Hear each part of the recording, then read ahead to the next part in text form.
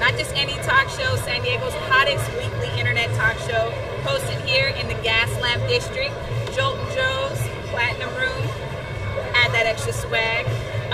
Before I go further, I would just like to go ahead and give a shout out to some of the SDMA winners, Gabe Vega, Erica Davies, the B-side players, the Devastators, and one of our past guests who has kept the momentum, Parker and the Number Man. Shout out to DJ Kalaji also. Yes, we're here, season 3. Shout out to T's Boutique, who provided the attire this evening, and Miss Bella B from Rad Styling. And everything else, well, you're just gonna have to watch.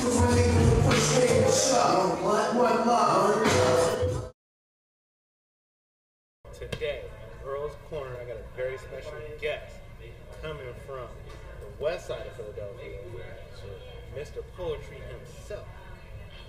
Tell us who Mr. Poetry is. Mr. Poetry, he's a writer, author, poet, somewhat of a motivational speaker.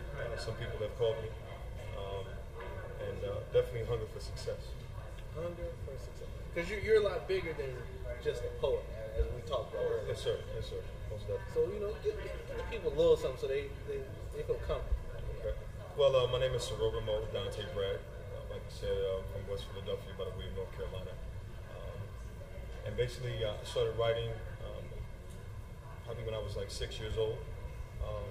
And really just got a nice love for writing. I thought that it was a way to kind of escape, the things that I was going through as a kid. And so really that's where it all started from when I was a young little boy. You let me read out of your first or second? Words of War. Words of War, which is over here. Let me read a story that really touched like the soul. Like I read a part, I was like, wow. So how does it feel like to put those words on paper and have other people like myself read them? It's a great feeling. I believe that God has given me a talent, a gift, an ability to write the way that I do, because it's not in your natural format.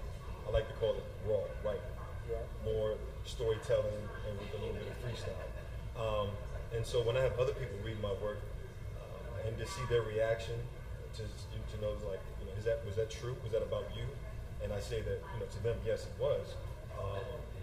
It kind of shocks them, but at the same time, I believe that they appreciate it, because when you can appreciate someone who can tell a story that you can relate to, I think that makes it even better. So, most definitely, yeah. I'm gonna ask this. How does it feel to have other people read your work? To actually perform your work? It's different because some people say, well, they didn't go through it, so how can they really, put that feeling into it? And the thing that I say with actually reading or performing is that it's a talent in itself. I believe that you just can't read something and expect someone to be like, okay, that was good. But you have to have some feeling, some emotion. You have to have some type of drive in it.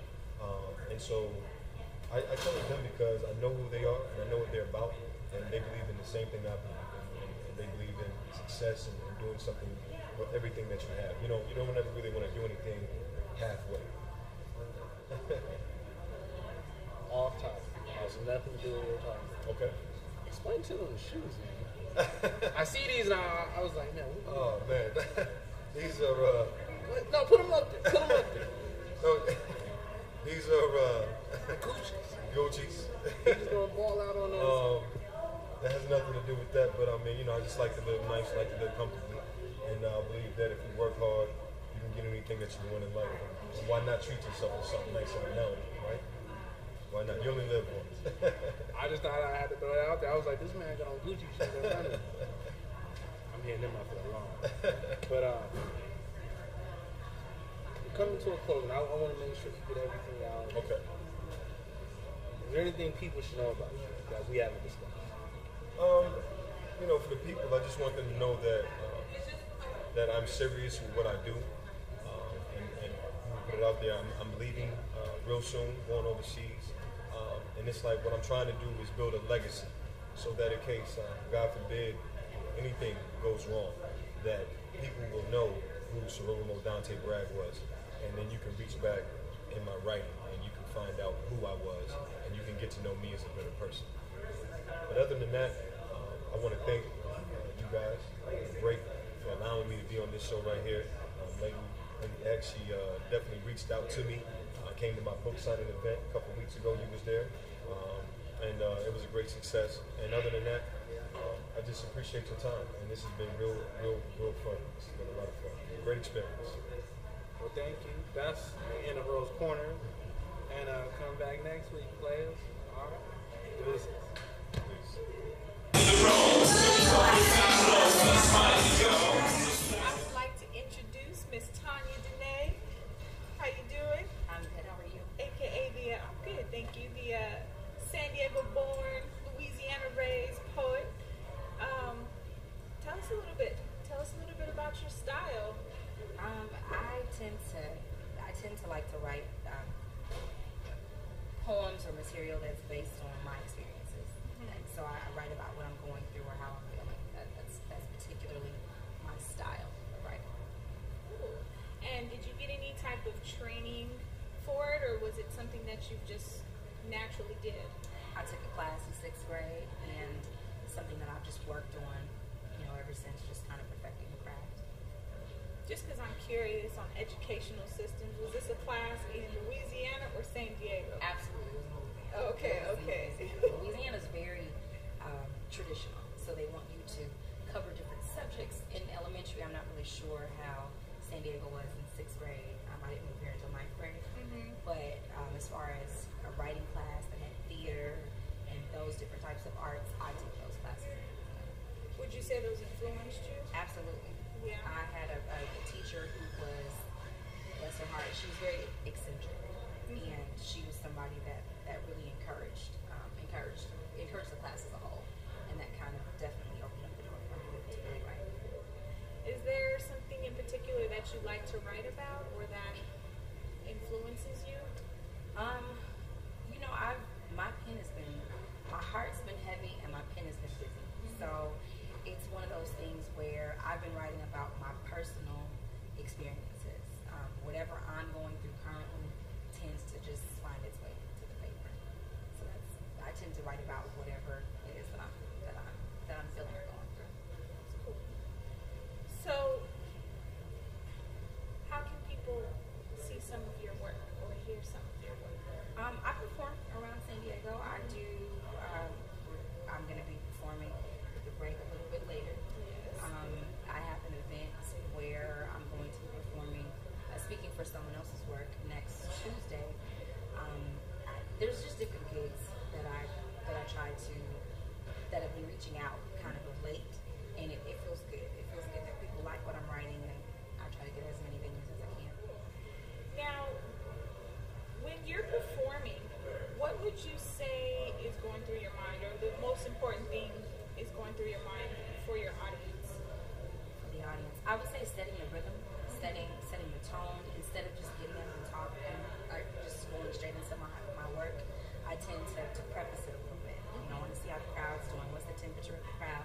Am I going to need to talk a little bit faster, or can I slow it down in order for them to really understand it? So just kind of engage the audience as much as I can. Well, thank you very much for coming out. Me. Yes, and everybody stay tuned. She will be performing a piece of hers very shortly. All right, everybody, I'd like to welcome you back to The Breaking Point, and I'd also like to welcome back Miss Tanya Dene. Hopefully everybody's feeling good this evening. How's everybody doing? Good. How's her birthday girl this evening? Alright, the name of this piece is called My Truth. My truth was before I met you. Who I am is who I'll always be. How I think and how I move and operate are all unique truths of me. You highlighted truths in my life that I forgot or never ever thought I'd see. You move me in ways unimaginable, yet somehow, no matter what we've gone and been through, I still can only be me. You helped me complete pieces when I had thrown down the pen. You helped me complete the ultimate task when I didn't know where to begin. At first categorized as my lover, I now realize you were my friend. In an effort to be bold and protect at all costs, yet somehow in the same effort to contain and control, to not lose, I still lost. As upset as I've been with the path that you chose, I understand that I played a part. No matter what happened, you were going to walk, but I still had unconfessed parts of my heart. They were simple yet complex, me being me and you doing you. They may not have been showstoppers, however, they are intricate parts of my truth. It's not the big things about me that scared you, because you saw those coming a mile away. But it's the little notations and revelations I had that I didn't share, which ultimately got in the way. Would things have been different had I shared these truths? Who knows? The probabilities and possibilities are endless, and neither of us have any proof. I just now got the courage to share with you today my truths. But then again, there's always tomorrow.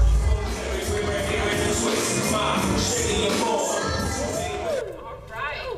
Shout out to Miss Tanya Danae for giving us a nice piece of hers, and shout out to Serrano for coming through with the interview. Shout out to Tees.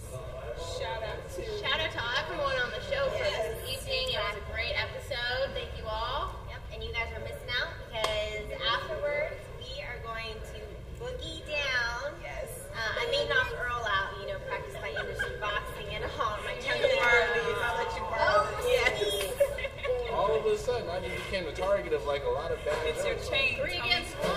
Look, I'm repping for 2 Chainz. The album dropped out, and so I threw on 2 Chainz, but it's 2 Chainz, 1 beer. You feel me? Feel the movement.